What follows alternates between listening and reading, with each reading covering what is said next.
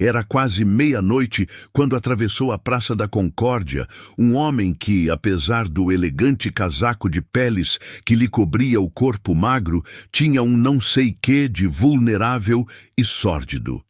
Era um homenzinho de cara de rato, um indivíduo que, dir-se-ia, jamais poderia desempenhar papel importante ou tornar-se proeminente em qualquer esfera. Contudo, quem chegasse a essa conclusão precipitada laboraria em erro, pois este homem de aspecto insignificante e desprezível desempenhava papel importante no destino do mundo. Num império governado por ratos, era o rei da rataria. Naquele momento, por exemplo, aguardavam o seu regresso numa embaixada, mas primeiro tinha assuntos a tratar. Assuntos de que a embaixada não era oficialmente conhecedora. O seu rosto brilhava, branco e astuto, ao luar, que lhe sublinhava a levíssima curva do nariz.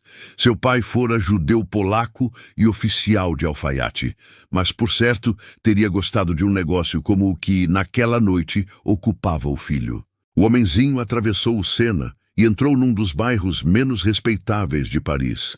Parou diante de uma casa alta, em ruínas, e subiu ao quarto andar. Mal tivera tempo de bater, uma mulher que evidentemente o esperava, abriu a porta e, sem o cumprimentar, ajudou-o a despir o sobretudo e conduziu-o a uma sala mobilada com espalhafato e falta de gosto. Velavam as lâmpadas elétricas quebra-luzes encarnados e sujos que, embora suavizassem, não disfarçavam a crueza do rosto muito pintado da rapariga, nem tampouco as suas feições mongólicas. Não restavam dúvidas quanto à profissão e à nacionalidade de Olga Demirov. Corre tudo bem, pequenina? Tudo, Boris Ivanovich. O homem acenou com a cabeça e murmurou: Não creio que me tenham seguido.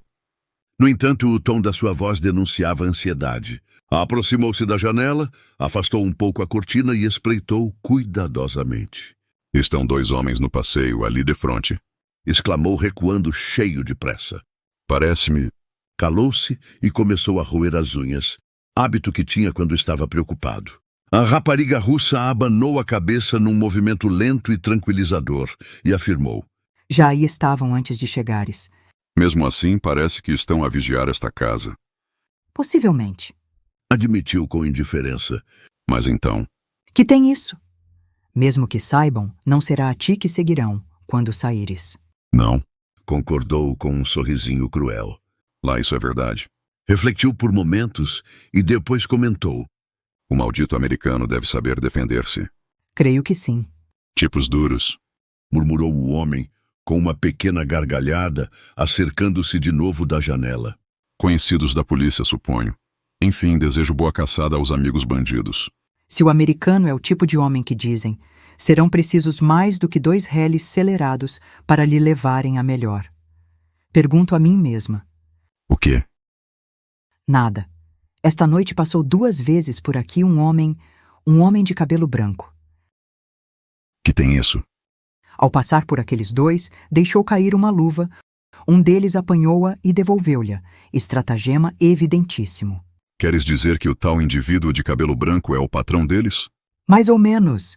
O russo pareceu alarmado e inquieto. Tens a certeza de que o pacote está seguro? Não lhe mexeram? Tem havido muita conversa, demasiada conversa. Calou-se e recomeçou a roer as unhas. Vê com os teus olhos. A rapariga ajoelhou-se defronte da lareira e afastou desembaraçadamente os carvões. Do meio dos jornais amarrotados que se encontravam sob eles, retirou um embrulhinho retangular, envolto em jornal sujo, e estendeu-o ao homem. Engenhoso. Aprovou aquele com um aceno de cabeça. O apartamento foi revistado 2 vezes e o colchão da minha cama rasgado. Tem havido muita conversa. Repetiu o homem. Foi um erro regatear o preço como regatearam. Nervosamente, retirou o jornal, o papel castanho que se encontrava a seguir, e verificou o conteúdo do embrulhinho. Embrulhou tudo de novo, apressadamente, e mal acabara a campainha tocou. O americano é pontual. Observou Olga olhando para o relógio.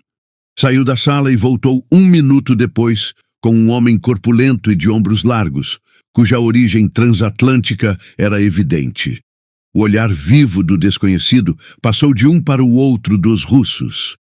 Monsieur Krasnin? Perguntou delicadamente. Sou eu. Respondeu Boris. Peço-lhe desculpa da impropriedade deste local de encontro, mas impunha-se o máximo segredo. Não posso arriscar-me a que o meu nome seja por qualquer forma relacionado com este assunto. Sim. Murmurou o americano no mesmo tom delicado. Dá-me a sua palavra, não é verdade, de que os pormenores desta transação não serão tornados públicos? Foi uma das condições de venda. Isso já estava combinado. Redarguiu o outro indiferente. Agora talvez queira fazer o favor de mostrar-me a mercadoria. Trouxe o dinheiro em notas? Trouxe. No entanto, não esboçou a mais pequena intenção de o mostrar. Após um momento de hesitação, Krasnin apontou o embrulhinho que se encontrava em cima da mesa. O americano desembrulhou-o e levou o conteúdo para junto de uma pequena lâmpada elétrica, onde o submeteu a minucioso exame. Tranquilizado, tirou então a carteira volumosa, da qual extraiu um maço de notas. Estendeu-as ao russo, que as contou cuidadosamente. Está bem? Muito obrigado, monsieur. Está certo. O americano meteu descuidadamente o embrulho na algibeira e inclinou a cabeça a Olga. Boas noites, mademoiselle. Boas noites, Monsieur Krasnin. Saiu e fechou a porta. Os outros dois entreolharam-se e o homem passou a língua pelos lábios ressequidos. Conseguirá chegar ao hotel? Murmurou. Voltaram-se ambos para a janela instintivamente, a tempo de verem o americano chegar à rua. Virou à esquerda e afastou-se com passo firme, sem olhar para trás uma única vez. 2 sombras surgiram de um portal. Seguiram-no silenciosamente e, perseguido e perseguidores, perderam-se na noite. Chegará ao hotel sem novidade. Afirmou Olga Demirov. Não tens motivos para receios ou esperanças. Por que dizes que chegará são e salvo? Perguntou Krasnin, curioso. Um homem que reuniu uma fortuna tão grande como a dele não é com certeza idiota. Afirmou Olga. Por falar em dinheiro? Interrompeu-se e olhou significativamente para Krasnin. Que queres? A minha parte, Boris Ivanovich. Com certa relutância, Krasnin estendeu-lhe 2 notas. A rapariga acenou com a cabeça num agradecimento absolutamente desprovido de emoção e guardou-as na meia. Sabe bem, Comentou satisfeita. Não tens pena, Olga Vassilovna? Perguntou-lhe o homem curioso. pena de quê? Do que esteve em teu poder e já não está. Muitas mulheres perderiam a cabeça por tais coisas. Tens razão, muitas mulheres sofrem dessa loucura. Murmurou pensativa. Mas eu não. Pergunto a mim mesma. Calou-se e deixou a frase em suspenso. Perguntas a ti mesma o quê? O americano chegará com elas, sem perigo, tenho a certeza disso. Mas depois? Em que estás a pensar, hein? Vai dá-las a uma mulher, sem dúvida. Murmurou Olga pensativa. Que acontecerá então? Encolheu os ombros impaciente e aproximou-se da janela. De súbito, soltou uma exclamação abafada e chamou o companheiro. Olha, o homem a que me referi vai agora a descer a rua. De facto, um vulto esguio e elegante passava naquele momento defronte da janela, embaixo, como um andar despreocupado. Usava chapéu alto e capa, e ao passar por um candeeiro, a luz iluminou-lhe uma madeixa de bastos cabelos brancos.